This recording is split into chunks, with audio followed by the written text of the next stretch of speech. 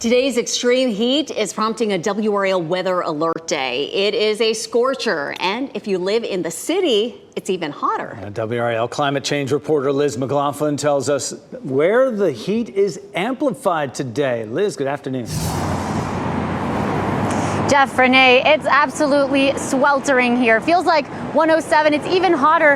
Check out the sidewalk here, 129 degrees. That's because Raleigh is actually an urban heat island. So all these paved areas can absorb more heat than, say, across the street here at Nash Square, where we have lots of shade and greenery. Heat maps of the city show that the roadways are particularly hot. I just did a temperature check there a second ago, 144 degrees. And that heat is just expected to amplify. You can see an example with this image from NASA that roadways in Phoenix are 160 degrees. So that can be really dangerous.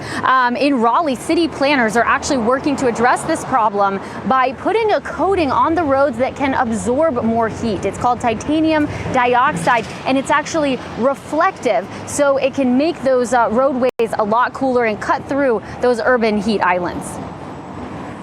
And we actually just recently in our budget were able to make that a permanent thing that we do. It has to happen a couple years after the pavement has been put down. They put this extra technology on the top a few years later, and it actually extends the life of the pavement as well. So there's a lot of really good benefits from it.